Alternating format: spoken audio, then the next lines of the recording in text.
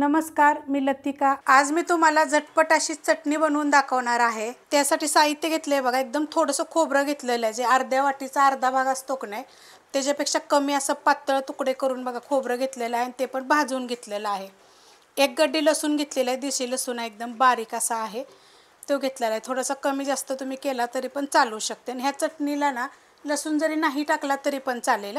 2 चमचे मी जवस घेतलेला आहे, ते पण भाजून घेतले। 2 चमचे मी सफेद तीळ घेतलेले आहेत, ते पण भाजून घेतलेले आहेत। ह्याच्यामध्ये 4 चमचे शेंगदाणे घेतलेले आहेत। शेंगदाणे पण थोडेसे जास्त कमी घेतले तर चालतील आणि ते पण मी भाजून घेतलेले। चवीप्रमाणे मीठ घ्यायचं। छोटा 1 चमचा जिरं घेतलेला आहे, ते पण मी भाजून घेतलेलं आहे।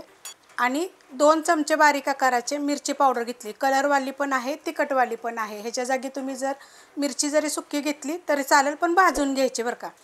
आता काय करणार आहे मी तुम्हाला हे सगळं साहित्य सांगते। हे एवढं सगळं आणि ह्याच्यामध्ये खोबरं हे आपण पहिलं फिरवून घ्यायचं मिक्सरला एवढं। त्याच्यामध्ये वाटलं तर मीठ जरी टाकलं तरी चालेल, पण मी नंतर टाकणार आहे। एवढं पहिलं फिरवून घ्यायचं आणि नंतर बाकीचं साहित्य टाकायचं। मिक्सरला बघा बंद चालू करून फिरवलेलं आहे, एकदम फास्टमध्ये फिरवायचं नाही।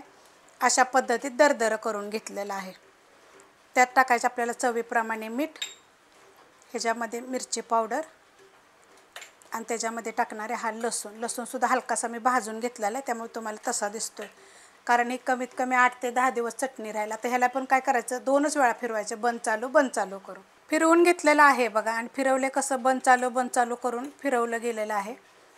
ह्याला एकदम फास्टमध्ये करायचं नाही, कारण हे सगळं आपण हलका भाजलेलं आहे, तर त्याला काय होतं, तेल सुटतं। मग अशा पद्धतीत एकदम मोकळी चटणी होते।